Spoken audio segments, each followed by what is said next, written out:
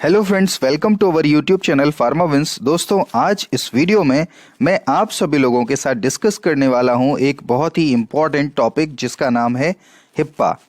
हिप्पा एक short form है जिसका पूरा नाम होता है health insurance portability and accountability act. तो दोस्तों, ये जो टॉपिक है वो रेगुलेटरी अफेयर्स सब्जेक्ट से रिलेटेड है, जो कि बी फॉर्म और एम फॉर्म दोनों के लिए बहुत ही ज़्यादा इम्पॉर्टेंट है। तो दोस्तों, इस वीडियो को शुरू से लास्ट तक पूरा देखते रहिएगा। आपको ये टॉपिक बहुत ही आसानी से मैं स्टेप बाय स्टेप समझाने वाला हूँ।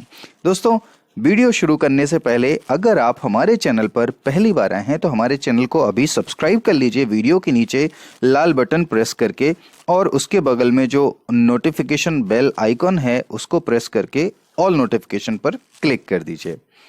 तो चलिए दोस्तों, वीडियो शुरू करते हैं। वीडियो बहुत ही ज़्यादा इम्पोर्टेंट और इंटरेस्टिंग होने वाला है, तो वीडियो को अभी से लाइक कर दीजिए। तो बात करते हैं हम लोग सबसे पहले कि ये जो हिप्पा है, ये जो टॉपिक है वो क्या है, इस हिप्पा का मतलब क्या होता है। ये तो अभी था जो मैंने फुल फॉर्म आपको बताया, ये तो है फुल फॉर्म। अब मैं आपको बताता हूं कि एक्चुअल में जो है इसके अंदर क्या क्या कंटेंट्स होती हैं, क्या क्या चीज़ें हमें स्टडी करनी होती हैं। तो ये जो हिप्पा है वो एक फेडरल लॉ है जिसको बनाया गया, या यूं कह लीजिए कि इस एक्ट को जो है पास किया गया 1996 में। कब किया गया इसको? 1996। ठीक है। तो ये जो 1996 में इस एक्ट को पास किया गया, इसके पीछे कई सारे रीजंस थे। इसकी क्या इंपॉर्टेंस, क्या जरूरत पड़ी, वो हम लोग इसी टॉपिक में डिस्कस करेंगे स्टेप बाय स्टेप। तो अब बात करते हैं यहाँ पे कि ये हिप्पा जो है वो फेडरल लॉ है और क्या क्या इससे होता है। एक तो ये प्रोटेक्ट करता है, पहली चीज तो ये प्रोटेक्ट करता है प्राइवेसी को। किसकी प्राइवेसी? पेशेंट्स जो होते हैं उनकी पर्सनल हेल्थ और जो उनकी हेल्थ इंफॉर्मेशन होती है उसकी प्राइवेसी को ये प्रोटेक्ट करने का काम करता है हिप्पा। ठीक है। दूसरी चीज ये जो है वो प्रोवाइड करता है फिजिकल और electronic security of personal health information. जैसे मैं आपको एग्जांपल दूं, जैसे पेशेंट्स होते हैं, तो पेशेंट हॉस्पिटलाइज्ड होते हैं तो उनकी क्या है, पहले तो पर्सनल इंफॉर्मेशन जो है वो डॉक्यूमेंटेड फॉर्म में ली जाती है और उनकी मेडिकल हिस्ट्री जो है उसमें लिखी जाती है। इसके साथ साथ किस किस तरीके की उनकी बीमारी है, क्या ट्रीटमेंट ले रहे हैं या क्या क्या ट्रीटमेंट उन्होंने लिए हैं, ये सारी की सारी उनकी पर्सनल और हेल्थ रिलेटेड जो इन्फॉर्मेशन होती है वो हर एक जो है जहाँ पर भी वो ट्रीटमेंट अपना ले रहे होते हैं या हॉस्पिटलाइज्ड होते हैं वहाँ पर जो है उनके पास में होती है। तो अब किसी भी तरीके की कोई पर्सनल या फिर हेल्थ इंफॉर्मेशन किसी भी पेशेंट की कहीं पर लीक ना हो, किसी को जो है वो बेच ना दें, किसी तरीके से किसी का कोई जो है पर्सनल डेटा जो है वो लीक ना हो या नुकसान ना हो उसका, या फिर उसका गलत इस्तेमाल ना हो, इन सभी चीज़ों को रेगुलेट करने के लिए बनाया गया। किसको बनाया गया? हिप्पा को। ठीक है। हिप्पा जिसका पूरा नाम क्या है? Health insurance portability and accountability act. ठीक है। तो अब बात करते हैं हम लोग यहाँ पे कि इसके बाद में और क्या क्या होता है। जैसे ये सिंप्लीफाई कर देता है बिलिंग को और अदर ट्रांजैक्शंस को with standardised code sets and transactions. ठीक है। इसके अलावा और भी इसके इंपॉर्टेंट रोल हैं, जैसे स्पेसिफाई करता है ये नए नए जो है वो राइट्स को, अधिकारों को पेशेंट्स को। ठीक है। पेशेंट्स के नए नए अधिकारों को ये स्पेसिफाई करता है टू अप्रूव एसेस और use of their medical information.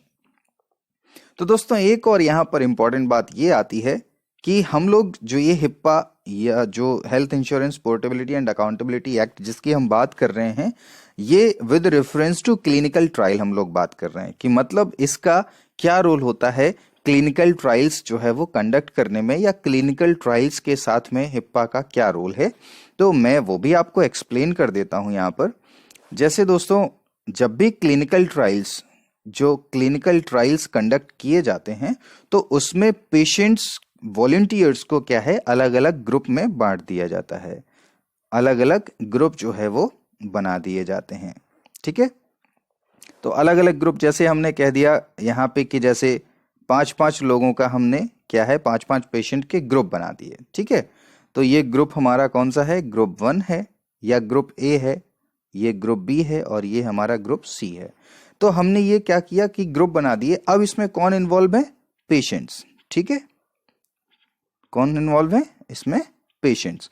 तो अब जो हमारे जो पेशेंट हैं जो कि पार्टिसिपेट कर रहे हैं क्लिनिकल ट्रायल्स में, तो उन क्लिनिकल ट्रायल में उनकी सारी की सारी इंफॉर्मेशन, मतलब उनकी पर्सनल इंफॉर्मेशन, इसके अलावा उनकी जो मेडिकल इंफॉर्मेशन या मेडिकल हिस्ट्री है, वो सारी की सारी डिटेल उनसे ली जाती है और बहुत सारे जो है वो डॉक्यूमेंट्स उनसे जो है फिल करवाए जाते हैं और उनका डेटा जो है वो उनके पास में, जैसे जो भी इन्वेस्टिगेटर होंगे उनके पास में वो सारा डेटा आ जाता है। तो अब यहाँ पे हम लोग बात करते हैं कि अब ये जो डेटा आया है, ये डेटा किसी और दूसरे के साथ में, किसी और ऑर्गेनाइजेशन के साथ या किसी दूसरे पर्सन को विदाउट उस पेशेंट की कंसेंट के जो है वो शेयर ना किया जाए।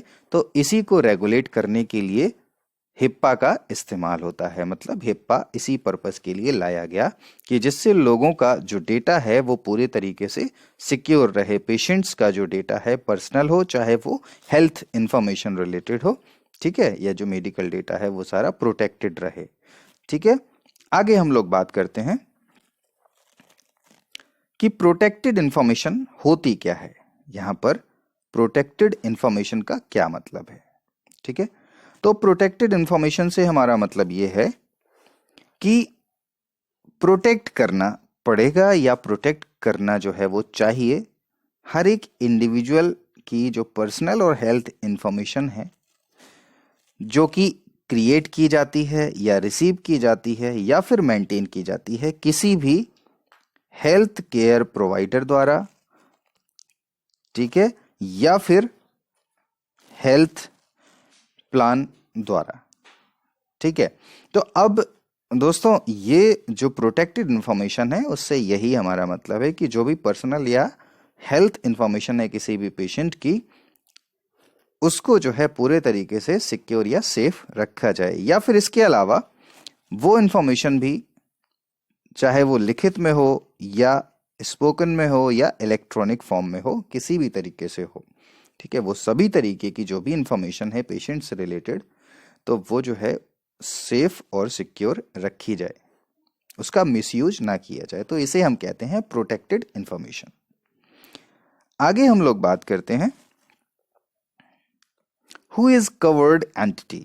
एक ये जो टर्म आया है कवर्ड एंटिटी, कवर्ड एंटिटी का मतलब होता है कौन सी एंटिटीज, मतलब क्या क्या चीजें जो है वो कवर्ड होती हैं।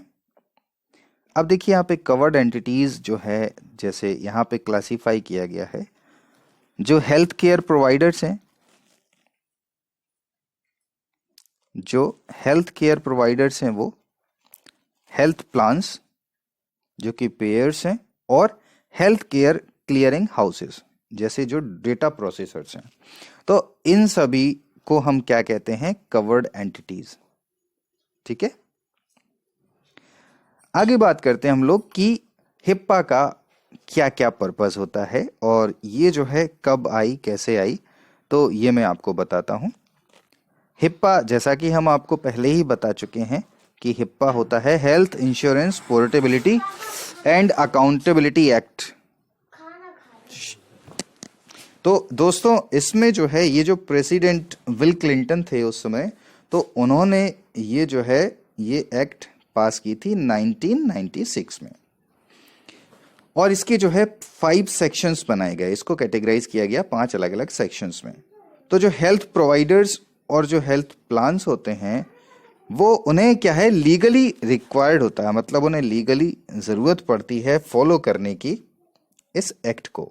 ठीक है, तो जिसमें इंक्लूड किया जाता है जैसे protecting the privacy of health records, जो भी हेल्थ रिकॉर्ड्स हैं और जो भी इंफॉर्मेशन है पेशेंट की फाइल से रिलेटेड, उस सभी को क्या करना पड़ेगा, प्रोटेक्ट करना पड़ेगा उनकी प्राइवेसी को।